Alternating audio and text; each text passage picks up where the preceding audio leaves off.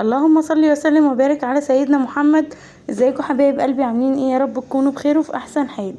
النهارده هنعمل مع بعض طريقه الحواوشي المصري. معايا كيلو من اللحمه المفرومه، ومعايا 5 حبات من البصل، ومعايا حبه من الفلفل الكوبي بارد مش حراق، ومعايا جبنه تركي مبشوره، ودي حزمه كزبره قطعتها ناعم، انا بحب احطها في الحواوشي بتديله طعم حلو. ومعايا نص معلقه من الملح ونص معلقه من الفلفل الاسود، و7 بهارات، ورشه بسيطه من جوز الطيبه بتديها طعم وريحه حلوه. الاول هناخد المكونات اللي احنا هنستخدمها اول حاجه مع بعض، ونحط مكوناتنا التانية. الاول هجيب الكبه بتاعتي وهقطع فيها البصل. طبعا زي ما احنا قلنا قبل كده هنقطع البصل على 4، لو البصلة صغيرة ممكن نقطعها على 2 في الكبة على حسب ما انتوا بتحبوا تعملوا. زي ما انتوا شايفين كده هنقطع كمية البصل بتاعتنا كلها، وكمان هنحط معاها الفلفل يتفرموا كويس مع بعض.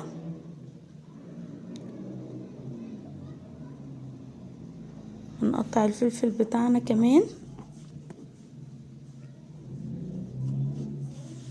نقطعه قطع صغيرة عشان يتفرم معانا كويس يبقى افضل واحسن. وكمان مش هنفرمه الاول، بس نتأكد ان الكبة بتاعتنا معدولة، مش كبة طبعا ليها عدلة معينة. وهنا هنفرم البصل مع الفلفل من غير طبعا البصل انا مش عايزاه خشن جامد،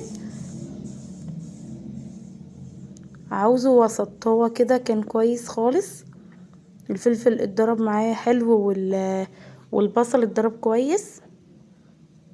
في الوصفة دي انا مش محتاجة البصل يكون ناعم قوي،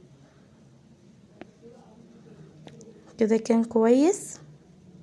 طبعا انا ايدي نضيفة طبعا عشان احنا هنلف اللحمة بايدينا.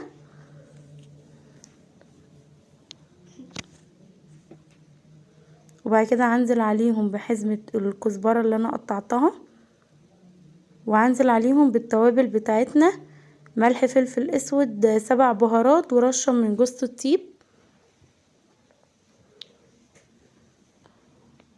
وهنقلب المكونات كلها مع بعض كويس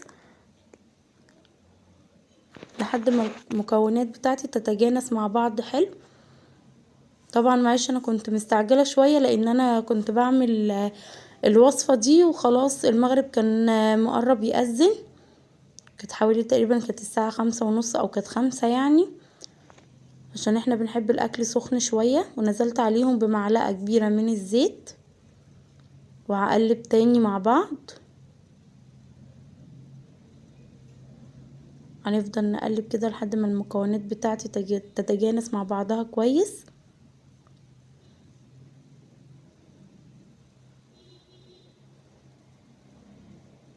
زي ما انتوا شايفين كده. طبعا ما تنسوش لو اول مرة تزوروا قناتي تعملوا اشتراك وشير وسبسكرايب للقناة، وتدعموني بلايك وكومنت حلو منكم. وهنا كانت اللحمة بتاعتي كده البهارات مع البصل مع الخضرة كان كويس قوي كده. هنزل عليهم بالجبنة المبشورة وهقلبهم كويس جدا مع بعض لحد برضو ما الجبنة تدخل كده في اللحمة مع البهارات مع كل دوت، بتديها طعم تحفة. لو جربتوها تعجبكم. في ناس ممكن تخلي الجبنة في الاخر وهي بترص اللحمة في الرغيف، ممكن ترصها على حطها على الوش، بس الطريقة دي افضل يعني. وهنا كنت خلصت كده اللحمة بتاعتي، وهجيب العيش المصري بتاعي، انا كنت جايباه طازة كان الراجل لسه عاملهولي. وهبدأ افتح العيش بتاعي فتحة بسيطة كده، اللي هو اعرف ارص بيه فيها اللحمة.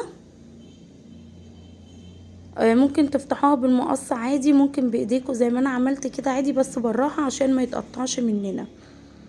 وهجيب طبق واحط فيه الرغيف بتاعي، واخد قطعة اللحمة وارصها واحدة واحدة كده في الرغيف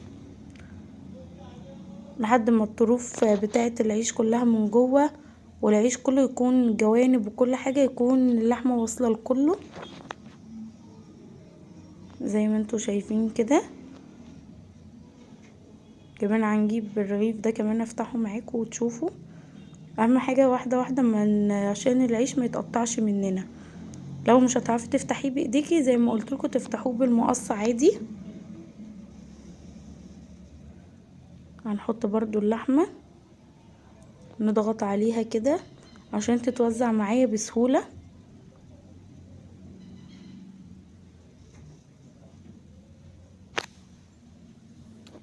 زي ما انتوا شايفين.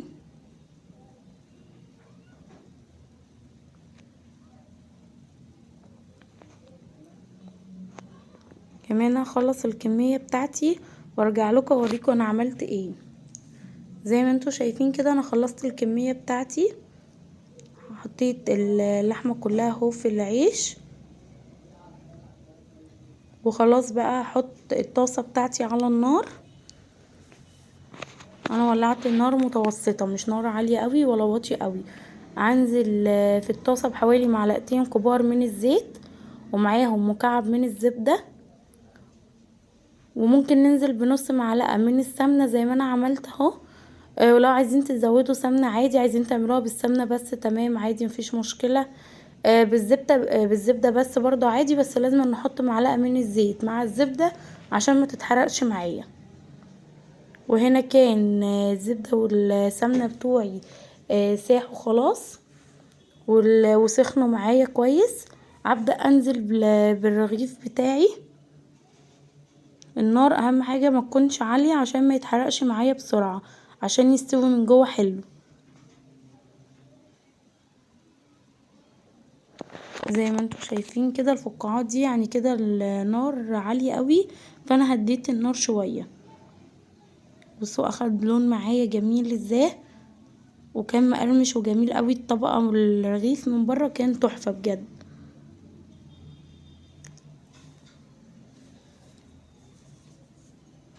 زي ما انتوا شايفين هحط الرغيف كمان نشوفوه برضو مع بعض السوا بتاعه هيكون ازاي. بصوا الجمال، بصوا كان بجد مقرمش وكان جميل قوي، والزبدة كانت عطشاله طعم مع السمنة تحفة. زي ما انتوا شايفين كده. طبعا كل ما الزيت والزبدة او السمنة بتاعتي ينقصوا هنزوده بالراحة عشان ما يتحرقش مننا، عشان لو ما زودناش الزبدة او الزيت هيتحرق مننا. كمان انا كنت هنا عايزة اوريكم اللحمة استوت من جوه والجبنة سايحة فيها كلها زي ما انتوا شايفين. وهنا بقى قلت اسيب الرغيف دوت يتعمل براحته ونعمله مع بعض احنا سلطة الطحينة. انا كنت مهدية النار خالص على الحواوشي. خلي بالكم معايا كوباية من الزبادي البلدي او زبادي اي نوع تاني عادي جدا. اقلبها بالشوكة كده لحد ما كل التكتلات اللي فيها تروح. هنقلب فيها بسرعة. وكمان هنزل بحوالي معلقتين كبار من الطحينة زي ما انتوا شايفين كده. وهقلب الطحينة مع الزبادي الاول كويس. انا بحب ان انا اقدم مع الحواوشي طحينة شيبسي المخلل طبعا الحاجات دي. نقلبهم كويس مع بعض وبعد كده نبدأ نحط البهارات بتاعتنا. هنا انا كانت الطحينة تقيلة معايا، فهبدأ احط معاها ربع كوباية من المية او نص كوباية مية على حسب الكمية. وهحط حوالي معلقة خل صغيرة ورشة من الكمون، حوالي ربع معلقة كده من الكمون، ربع معلقة صغيرة. وكمان هحط معاها ربع معلقة من الفلفل الاسود ورشة من السبع بهارات. بتديها طعم بجد، بتوديها في حتة تانية، بتديها تيست عالي قوي.